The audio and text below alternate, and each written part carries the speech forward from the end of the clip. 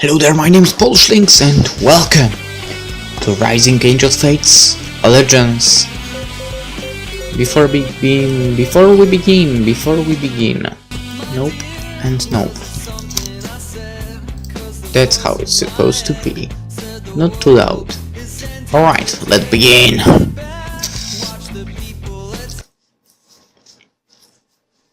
Stay quiet. I don't think it knows where we are. Quiet. My breathing is so rugged that I know everything in a 3-mile radius can hear me. How can I be quiet at a time like this? Still, I'm feeling better than my compatriot. Poor Faye looks just awful. Hungry, scratched up, fighting with pain destroying her from the inside. Her normally wagging tail was stone even before it showed up.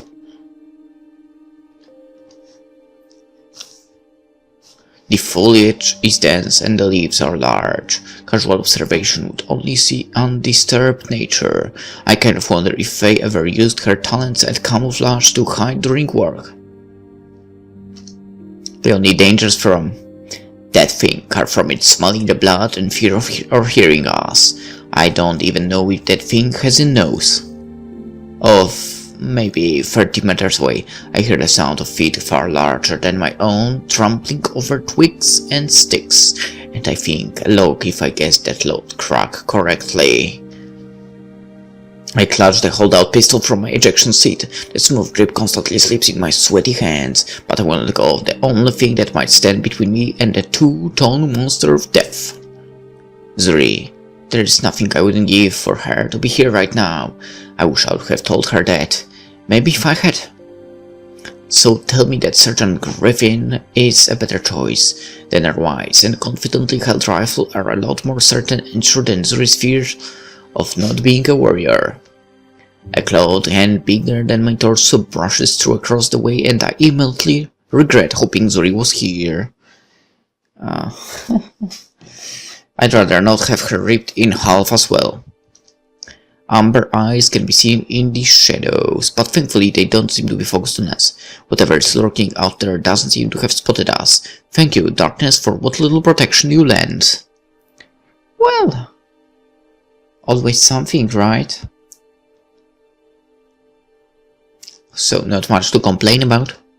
Tense moment after tense moment tick by as it looks. Whatever luck I still have holds out. After a few moments, it begins to pull back. Why never take her mission? Sure, innocents might have died on this godforsaken world, but I wouldn't be so close to joining them. The duties of a Sita with a weakness for adorable girls. Yeah, I know what you mean. Achoo!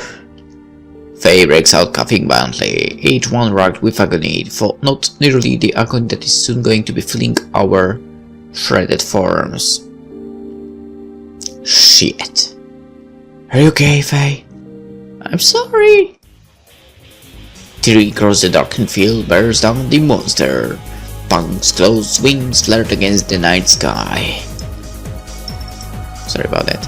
I fire my little handgun at the biological tank, but each laser shot bounced off of the dark blue crystalline wings. They don't even scuff the shine of the creature's shining body. Trigger discipline, Major. Make your shot count. Sergeant Griffin takes a knee and starts taking shots. Unlike my wild blast, her bullets are striking true against the face of the beast. Too bad they are doing nothing to deter the monster. He's ignoring her. The beast has me and me alone in its sights. I was the one that summoned you over. Is it smiling at me? Does know what it is doing? Could this be some sentient monster out looking for a new trophy? Is my head to decorate the wall of its cave? Hopefully not. I'm going to die. Not because of that stupid non-living crystal, not crashing in a Nimross's shuttle, not of a broken heart. Nope, I'm going to die horribly and violently in front of Faye and Griffin as I'm ripped to shreds. An explosion slams the beast's side, knocking its charge astray. I managed to fling myself out of the way a second before it would have slammed into me.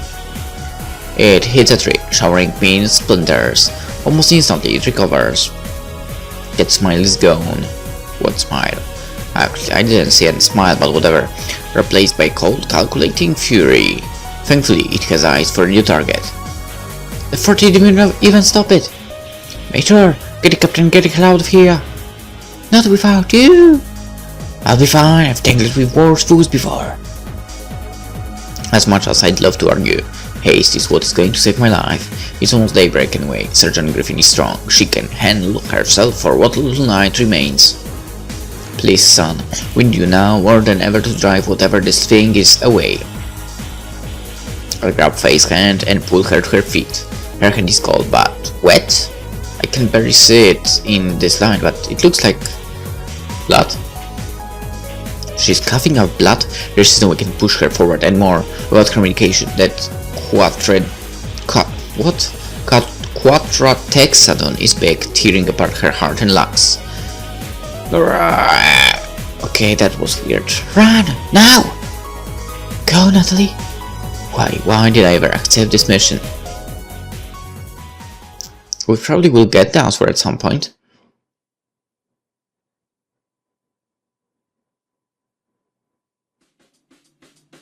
I probably could afford to go to a better bar. I could have saved some of my back pay from the past couple of months and spent it on living expenses.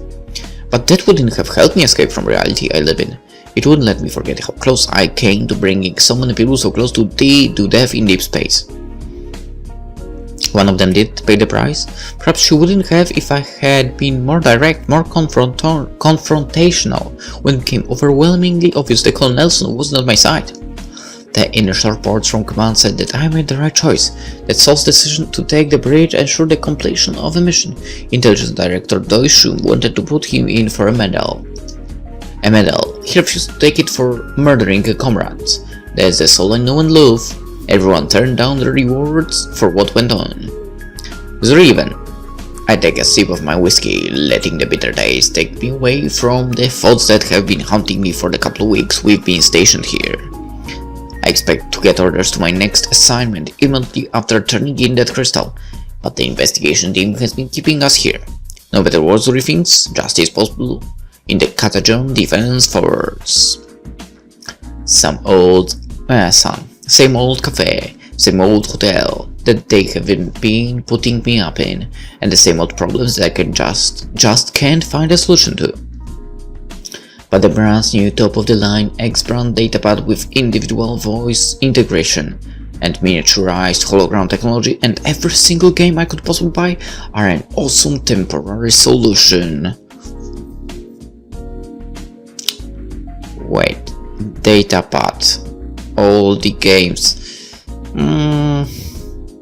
I kind of can't believe in those words.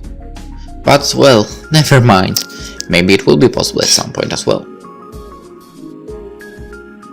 For datapads, basically you can't really use normal keyboard, so I guess a touchpad. No games, not all games work on touchpad. I mean, visual novels, fine, but not any others. In my opinion, at least. Well, maybe a few, but not many. Okay, I set the datapad down on the polished wood table and consider what game I want to boot up now. What is the cutest, fluffiest game that I have? Maybe a dating sim. Whoa, watch out! I turned just in time to see a cheap disposable car bearing the Cafe's logo flying past my face, bounce off the window, and finally come to a rest upside down on my datapad. My reaction is too slow and I can see a black fluid already covering the screen, creeping the cracks. I hastily remove the cap and try to soak up as much of what smells like a mix of alcohol and soda as I can with my sleeve. I'm so sorry, let me get you some napkins. It's okay, I have some here. Is your datapad okay? It'll be fine, probably going to be sticky for a while, but it should clean up just fine. I'm so sorry, I was going to give that rum and coke to you. Just don't like that. For me? Yeah, I've seen you stink here the past few days and I hoped it would be a nice way to open up. If you know what I mean.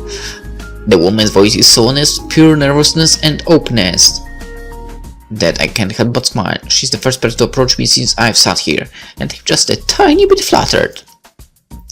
It's fine, really. I've wrote words on my datapads.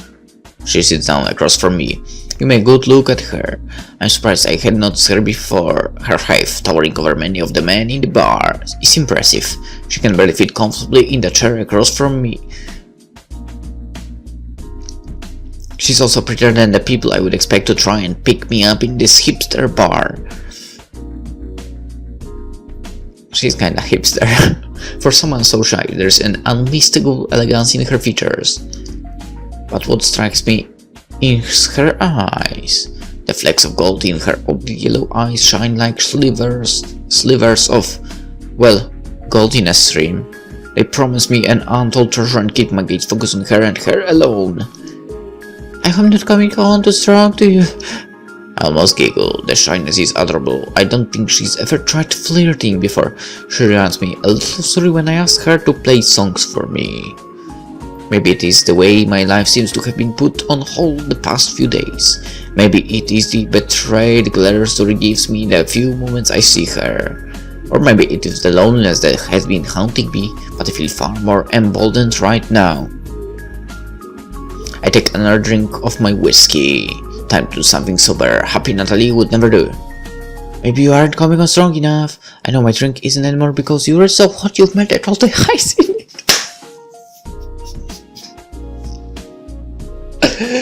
Oh my god, no, Natalie, stop! Her face flushes again at the remark. Smooth, Natalie, smooth. Don't you want to talk first? How about we talk back in my hotel room, cutie? Okay, she's drunk. I think she's drunk. That would be lovely. What? That was easy? I try to stand up, but my first attempt doesn't go as well as planned. Whoa, I guess I had a little too much of drink. How long have I been here? Wasn't it still light out? Do you know where your hotel is? Of course, it's room 1411 at the Star Mercury Hotel. I'll take you there if you let me. Of course I will let you. I don't want to go to sleep alone again tonight, okay? Whoa. You should feel the bed. It is so comfy. That's alright. Was that nightstand always there? Did someone arrange my room while I was gone? Ah well, we don't need the bed. What is your name again? Arya. My name is Arya Unica of Shield Drug Trading. I'm Natalie Puccile, heroine of the Nimross.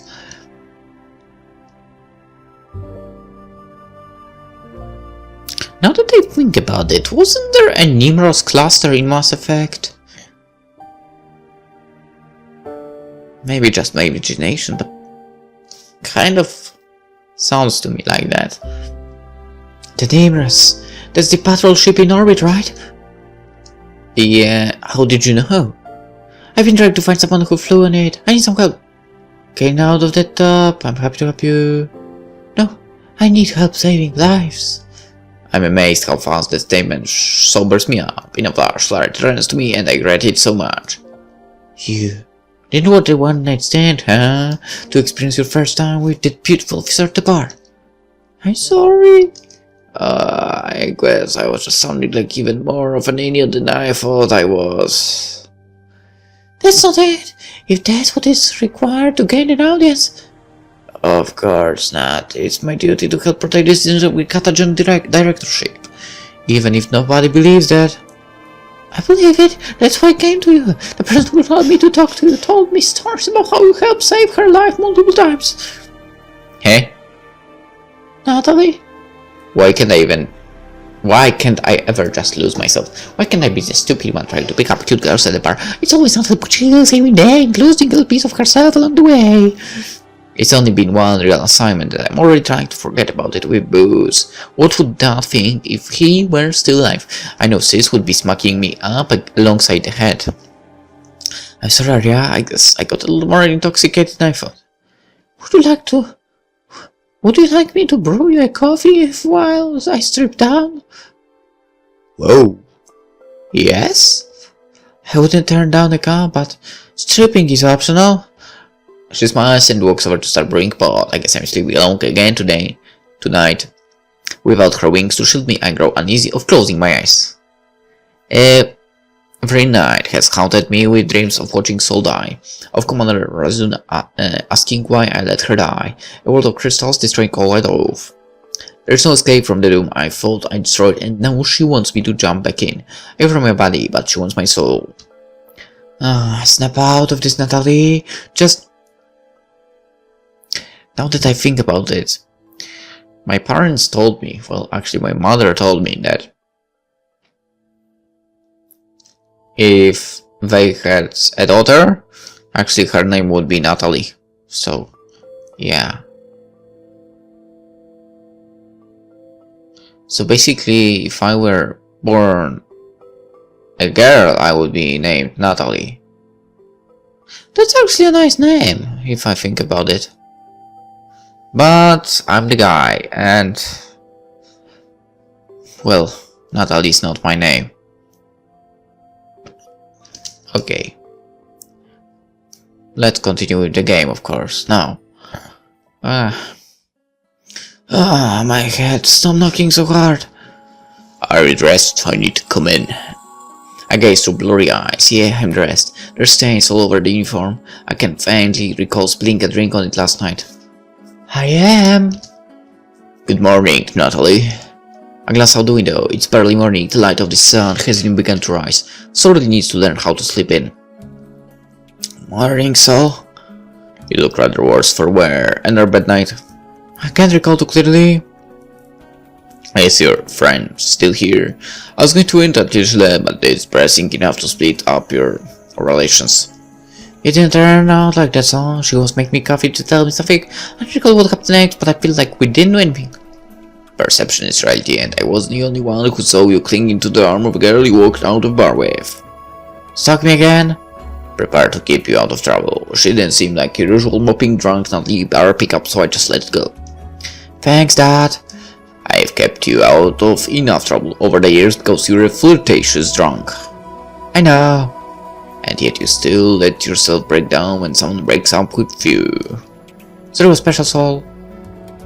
No. You're going to have to move on. I've got our new orders and I won't be allowing any sort of alcohol on the ship. Why not? Because I was smart and read them before I came to pick you up.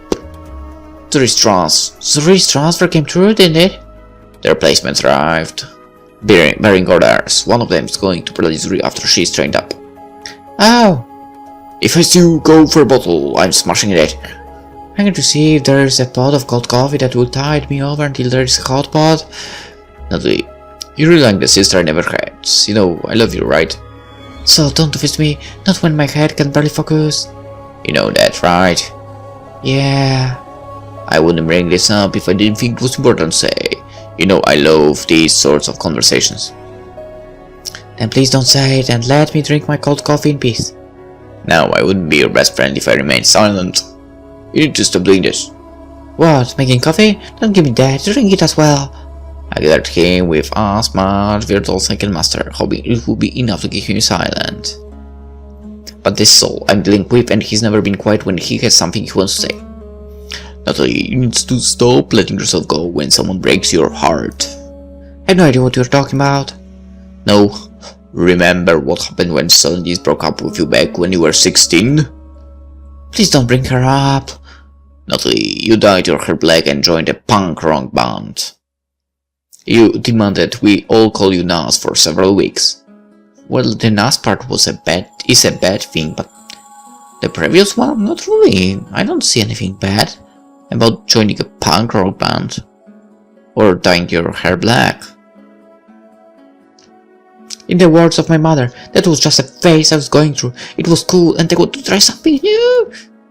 And I rhetorically asked then, it had nothing to do with the fact that Solange dumped you for a blues singer. Well, okay, so I tried to train myself to find something to forget about her. I was young, so... Kelly. I thought it was a good time to learn how to bake games. Didn't you always say, I need to learn how to do more with my time that wasn't digital? You baked 4,000 cakes in the course of a week and only 3 of them even resembled cakes. Miranda. I bite my lip, trying to hold back the anger that Saul would dare bring her up. "Do you expect me to be calm when I found out she was cheating on me?" "No, but I didn't expect you to drink yourself into a stupor for 2 weeks. Ellie." "I went on a summer vacation trip after we parted ways. Normal people go on summer vacations." "To war-torn nations going through an active civil war." "To help people." "I know that. I'm proud of you for having done that, but it wasn't because you wanted to do it. We all had a real vacation planned and you just one day disappeared because your heart got broken." "So stop dredging up my bad decisions. Just tell me what you want to say." "You always pull yourself together in the end, but as the new shipmaster of the Nimross, I can't have that.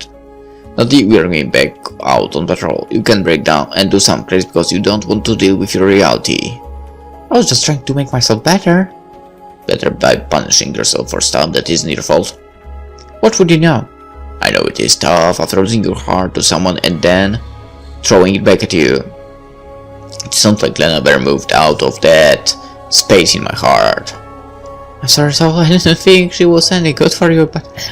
"It's fine, Lily. You don't have to say anything other than promising to come talk to me or someone else on the crew before we try to flood the galley with cakes." I forced a weak smile on my face. "No promises on the cakes."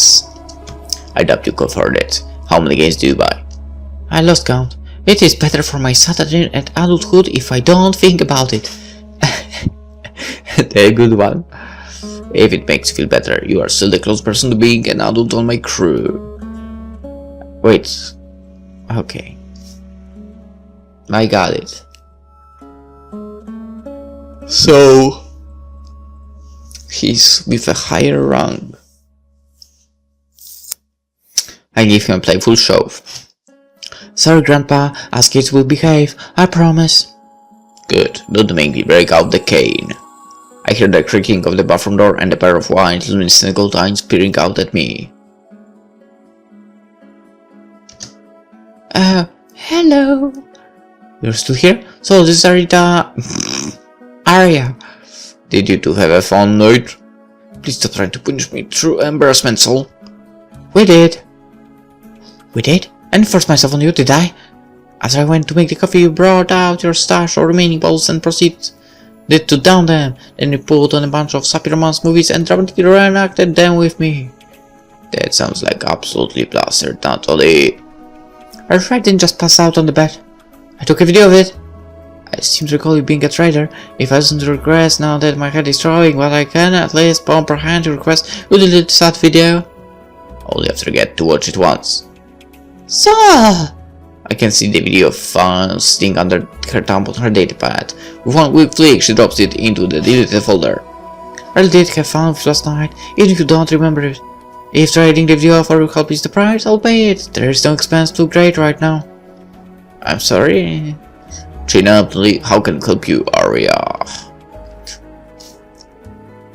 She looks Saul up and down, nervousness twisting her mouth into a faint smile. "Are you with the Nimross as well?" "I'm indeed. I'm Vice Commander Saul Hackett, Provisional Shipmaster of the KSS Nimross." "Ah, you're the shipmaster?" "For now, they can't seem to decide if they want to give me the position or not. I'm not sure if you called her name at all last night, but this Major Natalie Puccile, Special Investigations and Tactics Officer temporarily assigned to the Nimross." Now I'm blushing as hard as she is. "Thanks, Saul. Thanks." "We exchanged names before we didn't do what you seem to keep thinking we did last night." "Sorry, I'm just trying to be polite." "You're being a jerk." "I'm Arya Unica of Shield Rock Trading, and you and your crew are my only hope." "Natalie, here I was thinking you were growing up and only splurging money and picking up girls at the bar. I should have known you were off trying to save the world to feel better." "Don't blame this on me. I was fully trying to be responsible." "I'm sorry." "Don't be. It is just a squabble between friends. How can the Nimross help you?" "Are you sure?" "Don't mind, Saul. I promised I'd help you last night, didn't I?" I'm not quite sure if I did, but I know myself well enough to know I probably offered. The glisten of happiness in her eyes warrants my belief. "I was hired 3 weeks ago to bring a researcher and his equipment to site on the XER 9012. We went to the planet and my automated cargo shuttle crashed." I guess I better gather some information. Save the game. 3 weeks ago. That seems like a rather large day. Is there some kind of reward? What brought down the shuttle? I think it covers me. Okay, what brought down the shuttle? Are you going into a den of pirates and brigands?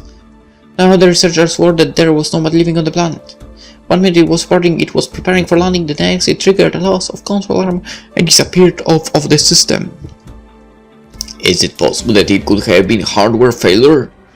Everything looked fine, but... What is the general condition of your equipment? Second hand, well seasoned. So old, overused, and certainly likely to have suffered a breakdown.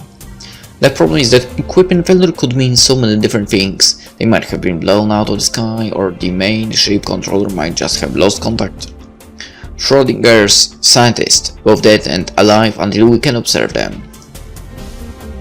Okay, 3 weeks. Okay, delay. Why did it take you so long to find help? That's not time to wait. I wasn't waiting. My ship is unable to do atmospheric landings and that shuttle was my only hope. Only one. There was no way for me to get to the crash site by myself. So it took you time to get back here. Yeah, but that was only a few days. I've been trying to find someone who is willing to help you. A true shame. If innocent lives are in danger, it should be a rallying cry for assistance. Nobody was interested. Why don't you just get on a shuttle and go back? Shuttles don't exactly grow on trees. Getting a second one on short range was taxing even for our operational budget. Oh. Is there some kind of reward? Should I ask that? Let's go, whatever. Natalie! What are just like the Nimross reward is going to scientists? Every brave hero deserves a reward for completing the quest. What did I say? Major Puccile. Well, I didn't really want to go with that choice, as you know, right?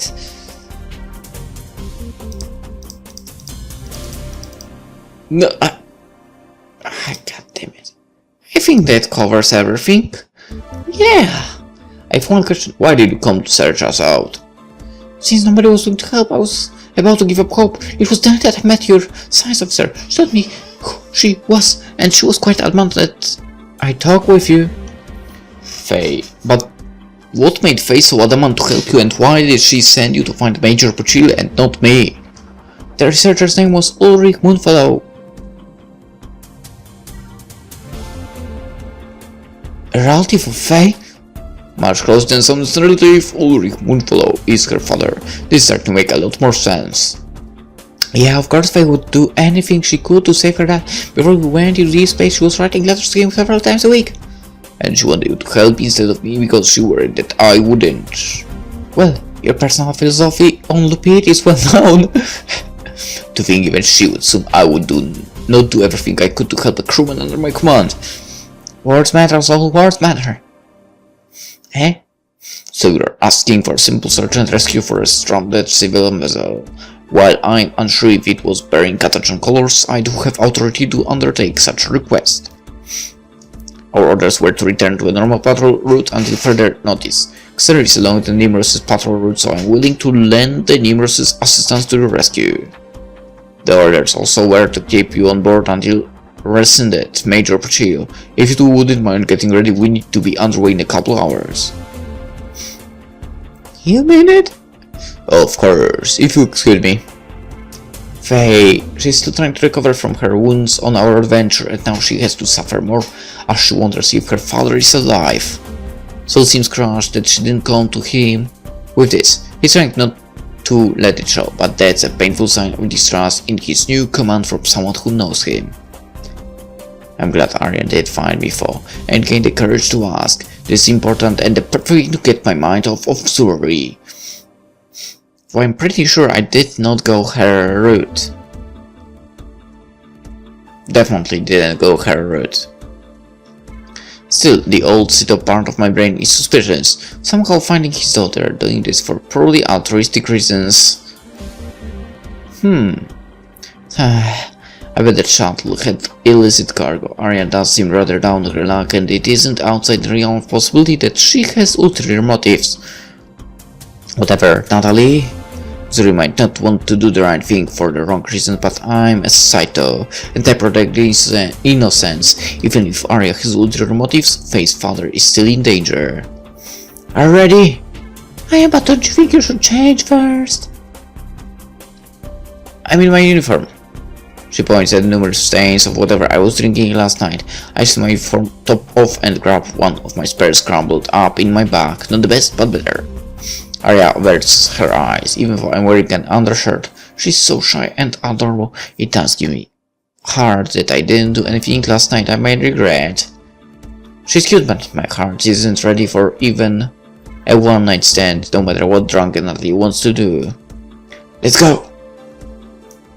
Let's go! Okay, let's go and end the episode actually. For now, we'll see how the story develops in the next one, so at the moment, hope you enjoyed this and see you tomorrow. Bye bye.